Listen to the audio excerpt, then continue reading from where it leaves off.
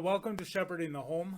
Today we're going to look at the idea of jurisdictions, and this is an overview of a series of a couple videos where we look at the idea, the doctrine of jurisdictions. God has created these estates where certain responsibilities are to take place. And so there's kind of the individual or the self, there's the family, then there's the church, and then government, or we might even kind of add a layer of more immediate community in there as well. And so a lot of problems arise in a sinful world when there are problems, and we try to address those things or carry out those responsibilities in the wrong jurisdiction.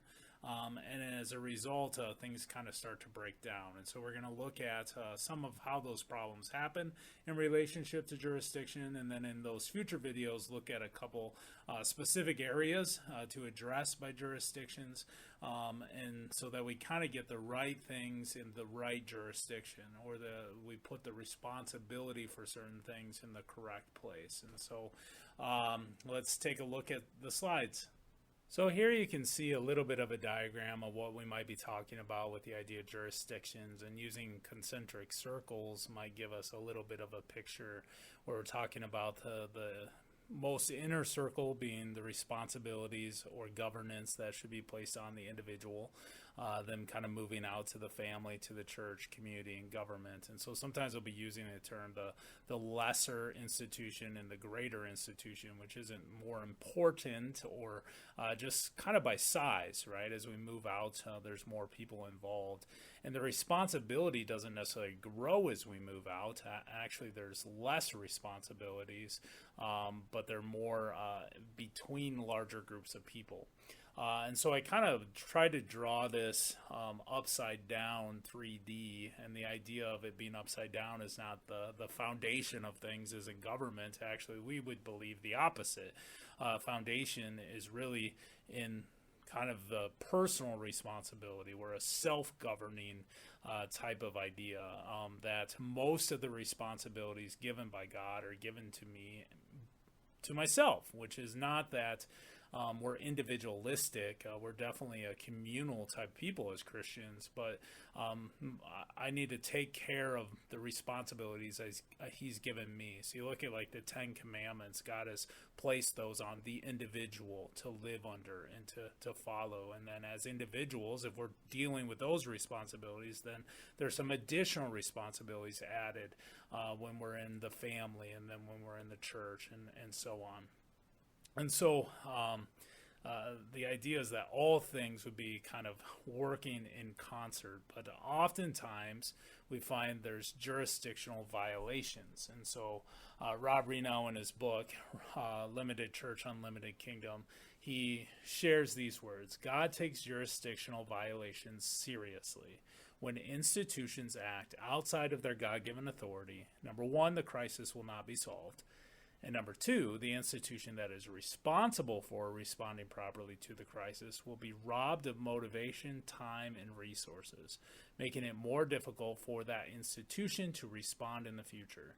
Kind of my paraphrase of that is just simply that if we don't follow the way God has ordered each of these institutions, and then problems result. And if the wrong jurisdiction takes it on, then the correct jurisdiction will kind of let go of that. And there at the bottom, he also wrote on page 67, good motives plus a jurisdictional violation equals tragic results.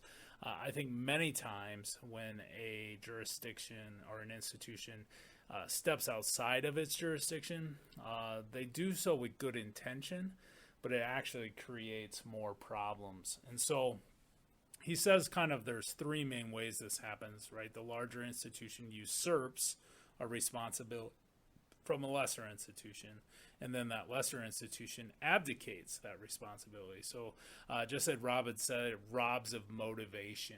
And so, and a good example of this would be kind of the family that has the 35-year-old son playing video games in his basement, right? Not getting a job, not taking care of himself, right? So there are responsibilities placed on that individual that he isn't doing, and then the family, the parents, take on those responsibilities for him. They provide him with food. They provide him with a home. They provide him with money, right? They provide it.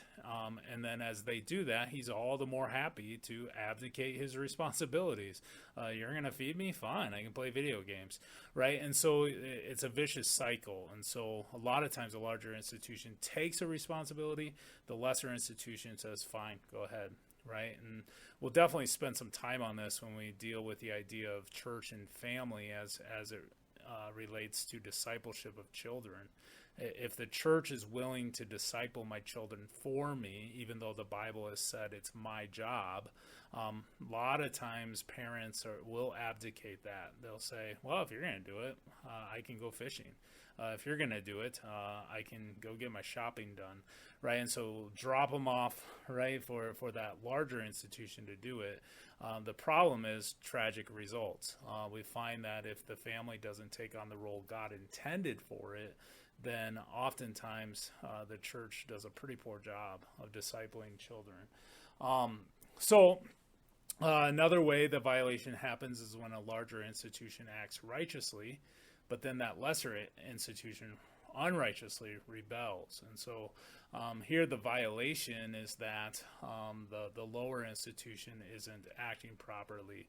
And so you see there that maybe if the self is the kid, right, the parent disciplines their child, does what a parent's supposed to, discipline, guide, set boundaries, and the child doesn't like it, so they rebel. This can happen kind of all the way up to the government. Or a good example might be, Rob uses this in his book, a woman comes in to talk to the pastor, and she wants to get a divorce. And as they talk, there's definitely issues in the marriage, things they need to work on, but there's no biblical grounds for a divorce. And so the pastor righteously says, nope, you should not get a divorce. And then unrighteously, the woman rebels. She leaves the church, divorces her husband anyway, right? Doesn't take the repentance that's supposed to be there. And so we can see on a number of different levels, right, where in a sinful world where an institution holds its ground righteously, but that lesser institution does not submit to it and rebels. Another example he uses, and this is maybe in a sense a positive on the response side, but a larger institution usurps that responsibility, and then the lesser institution then righteously rebels. So here might be a church will not, in a sense, guide a family towards discipling their children, and they've kind of kept talking to the church about what they're supposed to be doing, and the church will not change, right? So then they righteously say we need to go to another place, and that could be doctrinally or practice, or you might have a situation where, you know, like the government takes a responsibility away from the church, and so then the church rebels. We must obey God rather than men. And so violations in a sinful world are happening all the time, and a lot of times these violations are not necessarily doing something evil, but it's not done in the right jurisdiction, and because of that it causes strife and problems. And so this kind of just that overview idea, we're going to look at a few instances where this occurs. We're going to talk about specifically the idea of family discipleship and discipling children, where we need to get jurisdictions right. Another place a lot of times this violation happens is in the area of evangelism, which has caused some of the problems we see with evangelism not really happening today. And then also in the idea of how do we care for the poor, God has kind of lined this up in jurisdictions. This isn't an exhaustive list, and maybe down the road I'll add even some more ideas. But God has really kind of established certain estates with certain responsibilities, and if we operate in those things, then things go better. But when we break those jurisdictions, there's tragic results. So it'll be interesting, maybe, I guess, as we go through to just continue to look at and really start to understand where has God placed certain responsibilities. So there you have an overview of jurisdictions, how God has established certain estates with certain responsibilities, and as his people we strive to live within those proper responsibilities and the estate that God has given us. And so look forward to a few more videos to come in this playlist, talking about some specific issues where we can apply the idea or the doctrine of jurisdictions. God be with you.